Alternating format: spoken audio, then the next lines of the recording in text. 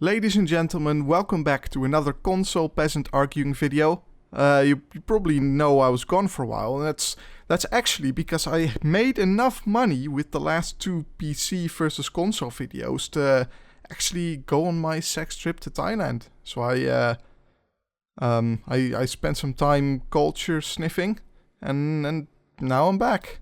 Today's console peasant was suggested to me by Sergeant P1000. If you want to suggest a video to me, you can send me a message on Twitter or just leave a comment on a video of mine, I guess. So, let's get into the video.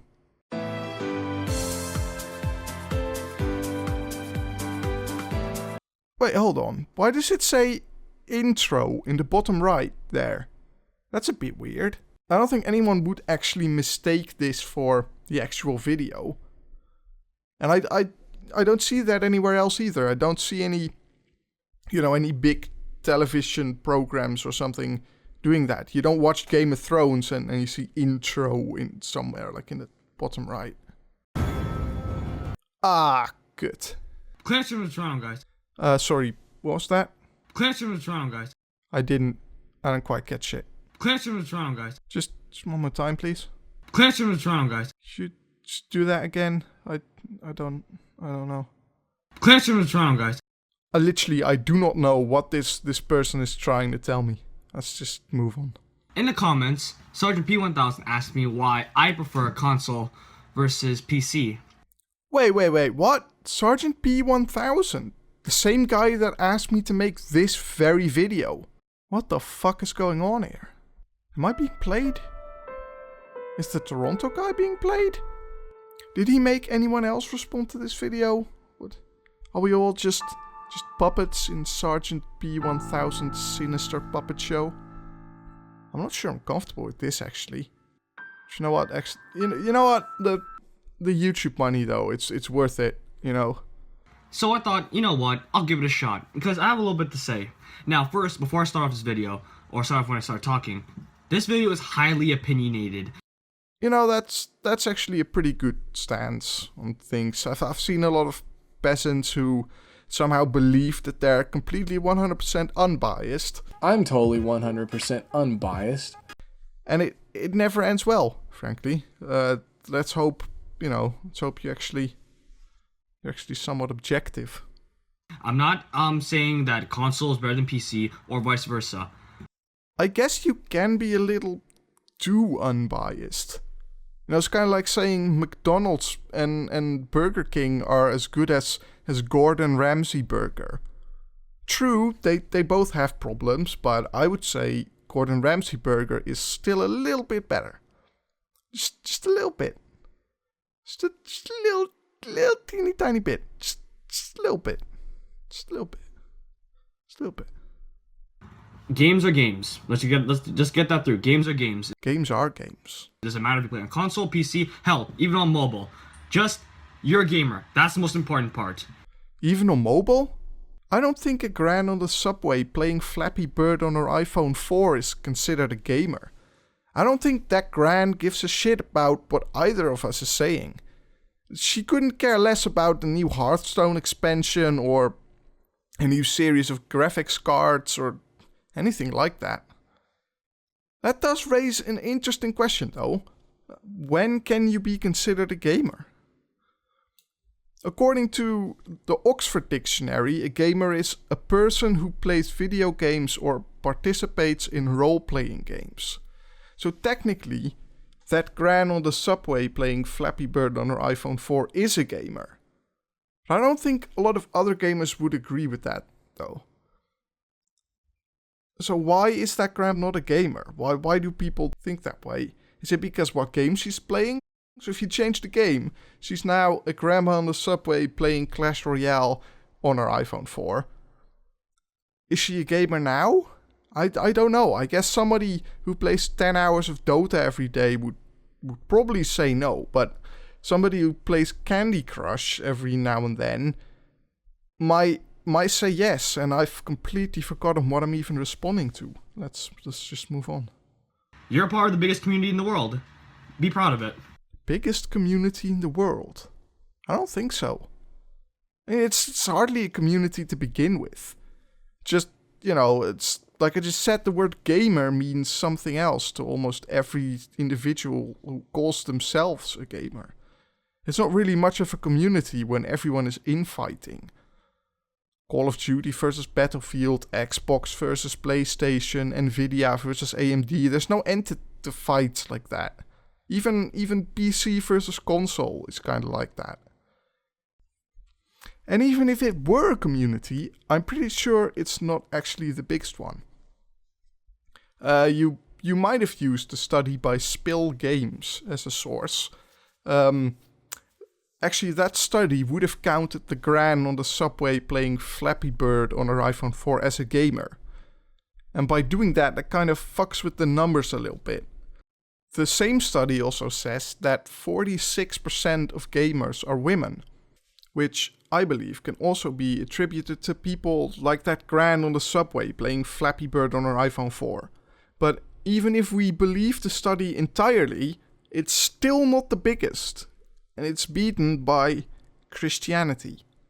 The reason I personally like console is because, one, I have everything I need to, play games. I don't have to put up with, having to buy some new hard drives or a new graphics card or whatever, because it's all in there on a PS4. You absolutely don't have to do any of that to play games on PC. You can buy a pre-built PC that comes ready to go out of the box, just like a console. When you have PC, sure, you have the better graphics and you have the higher performance, but what? I just feel like that when you play console, you kind of feel you have the authentic video game experience, like the stereotypical video game experience. So, when you have a controller in your hand, people are like, oh, you're playing video games. But when you're on a PC, like typing away or doing whatever, League of Legends, for example, people are asking, oh, so you're a PC gamer? And people say, yeah. What even was the point there? What were you trying to say? You trying to say that people think of consoles when they think of gaming? I don't think that's universally true. It also doesn't really prove anything whatsoever, so saying it is kind of pointless. I just, for some reason, I never got really attached to the PC games. I mean, sure, you have cool games like, for example, Counter-Strike Global Offensive, or maybe Arma, or DayZ.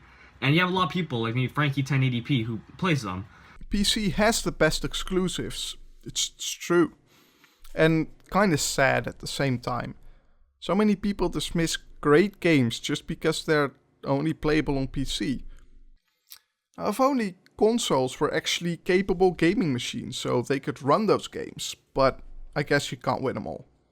I just feel like when I play console games, I'm kind of getting some of the best games that are ever made out there. For example, Uncharted 4, A Thief's End, optimized only for the PS4, or The Last of Us, optimized for PlayStation only. Those are two console exclusives, it's true. But they're there for the wrong reason. They're not there because the PC couldn't run them properly. They're there to shift consoles. These games tend to score a little bit higher than maybe your average PC game. Well, that's because the companies who give those scores are often in bed with AAA games publishers. They give AAA games higher scores because they get money. A side effect of this problem is that console exclusives are, on average, more highly rated, because there are way more AAA console exclusives than there are AAA PC exclusives. That doesn't mean that PC exclusives are worse at all. In my opinion, they're often better because small indie developers are willing to take more risks. They just happen to be mostly ignored by large games media companies. Because again, most PC games more often than not originate from a single game. I don't remember what that was. Comment below if you know what that was. I don't know what that was. What are you even talking about? All PC games originate from a single game? What the fuck is that? I legitimately tried to find something about it, but I couldn't. I have no clue what this is about at all. Please help me, someone. I don't know. And also the other thing is, I don't want to be constantly stuck to an internet connection to play games. I mean, because that's what a PC is all about, more or less. I could be wrong. I could be wrong. Yeah, you're definitely wrong. You don't need to be constantly connected to the internet to play video games. You really don't. And don't get me wrong, I personally would like to be constantly connected to the internet to play video games. That is my preferred way of playing them, but you don't have to. Some specific games force you to, though, either because they're multiplayer-only games like MMOs, things like World of Warcraft, or because they're always online DRM, which is shit, and I hate it. This is coming from the student side of me. Is when I'm using a PC, I feel like instead of playing games on it, I could be doing something a lot more productive on it. That's contradictory to a console where when I'm playing. It's just you either watch movies, watch videos, or play video games. So can't do anything change that on console. But that was a weird 180 you took there. It started out as an argument against PC, which was totally flawed and didn't really make a lot of sense. Which you seem to have realized about halfway through because it ended as an argument for PC. Do I even have to do these bits, or can I just play the video and let you argue against yourself? with all that out of the way, I'm gonna start moving on to I'm on GameSpot to check what the difference is. So Wait, these aren't even your points anymore? You can't just use someone else's opinions and present them as your own. I mean, well, technically I guess you kind of can, but that's what a lot of people do. And you're actually pretty honest about it, I guess. So, good on you, I guess. Hi everyone, welcome to the end of the video. I'm currently sitting in my my hot flat at 2 a.m, editing / recording this video.